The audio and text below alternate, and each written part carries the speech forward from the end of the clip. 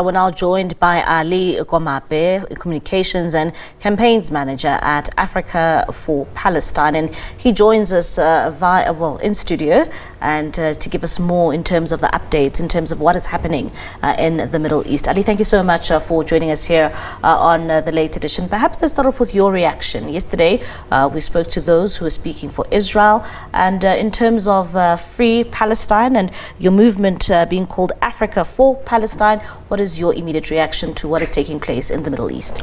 Good evening, Bali, to your listeners and your viewers also.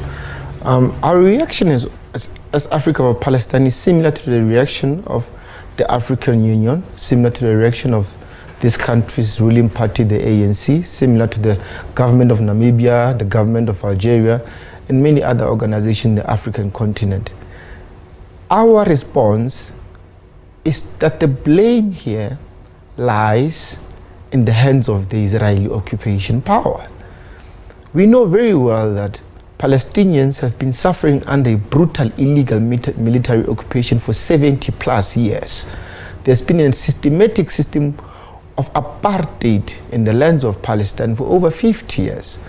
Gaza has been blockaded through the land, the air and the sea for over 16 years now, without dealing with the root cause of the problem, which is the occupation, the apartheid regime, the blockade on Gaza, the systematic oppression of Palestinians, human rights violations. We will not solve the problem. Our response, similar to many across the world, is to deal with the problem which lies at the hands of the Israeli regime. And there's a clear divide here, by many people. You have even particular countries taking their stance, and one in particular is that of South Africa. Yesterday we saw, or rather on Sunday, we saw the response from the ruling party, where they were clearly showing their support for the people of Palestine. What is your reaction when it comes to, what the Israeli government now says in terms of saying that it has reclaimed control of the Gaza border? To begin with, there's no border. Gaza is an occupied land of Palestine. There's no border. It's an illegal military blockade on one of the most densely populated area in the world. Archbishop Desmond Tutu called it the world's biggest open-air prison. So there's no border in Gaza. Israel did not reclaim anything. What's been happening in Palestine is that there's an occupation, and that occupation remains there.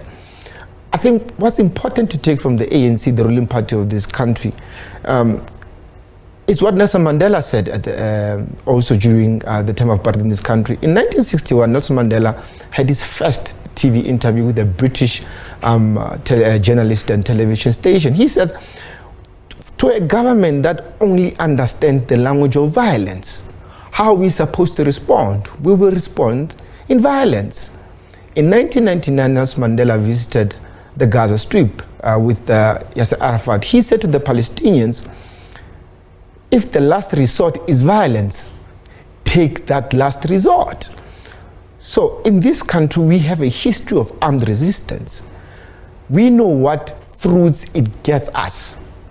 So this ruling party of this country knows very well how to defeat an apartheid regime. And when they support Palestine, I think it's the directive to this country's population, it's a directive to the world to suggest who to support in this particular war. And you touch on the issue of violence, and one would ask that this has been an ongoing conflict when it comes to these two nations, and this violence we are seeing. Do you think it was just a matter of time until we saw this heightened violence between the two nations? Look, it's ridiculous to expect people who are oppressed to the brink of extinction not to respond. It's just ridiculous. It's crazy. It's madness. Palestinians have been responding with many ways to the Israeli occupation. There are many organizations of non-violence, similar to the BDS movement, the Kairos movement that deals with Christian churches and faith-based. There are different non-violent ways that Palestinians are resisting the occupation.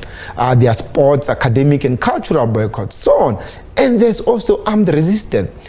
It's important for South Africans in the world to know that under international humanitarian law, under the Geneva Convention, Palestinians have the right to resist through armed means and all other means available to them.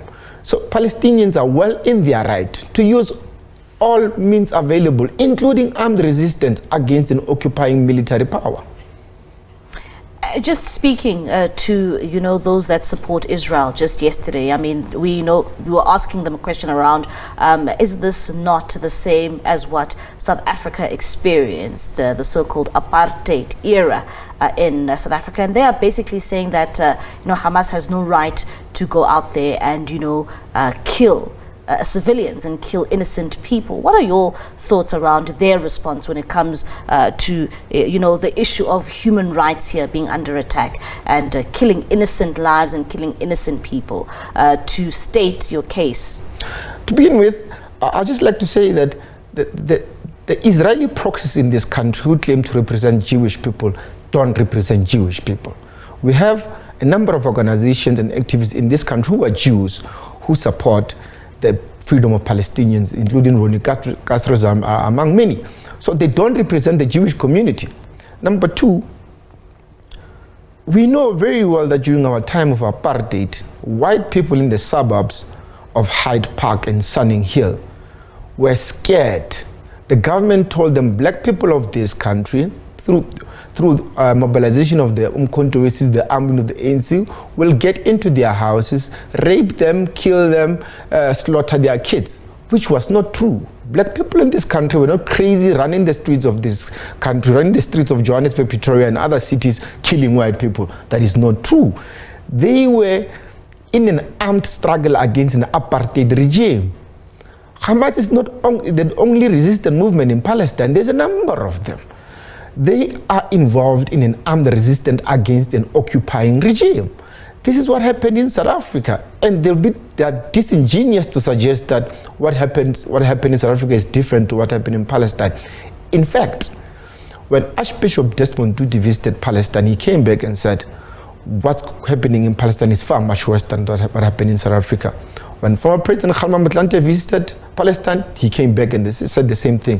When former Speaker of the National Assembly, Frene Ginwala, visited Palestine, she came back and said the same thing. In fact, they may be right that what's happening in Palestine is not what happened in South Africa. It's just far much worse. What do you want to see for the people of Palestine? We have a common solution as the global community. Put an end to the occupation. Put an end to apartheid, put an end to human rights violation. As we speak right now, Gaza has no access to water, Gaza has no access to electricity, Gaza has no access to medicine. Palestinian Gaza have no exit route. They are being bombed 24/7. We are looking at over 700 Palestinians killed in Gaza. It's an open air prison. What Israel wants is the annihilation of Palestinians in Gaza, is to wipe Gaza off the face of the earth, and we are looking at it in live and in HD. We cannot, as the global community, watch this and fold our arms. We must call for, number one, a ceasefire. Number two, we must call for a negotiation process between armed resistance movements and the Israeli representative.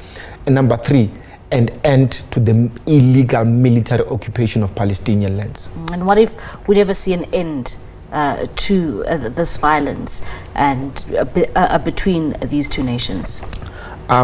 Those who were in exile during our struggle for freedom like to say they thought it was a dream.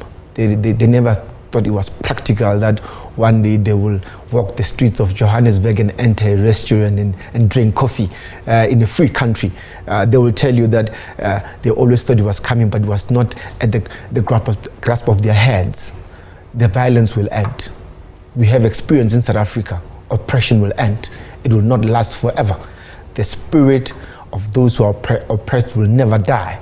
We know this for a fact. We know this from the history of the Holocaust, for goodness sake. We know this from the history of occupation and colonization of Africa. Oppression does not last. It will end.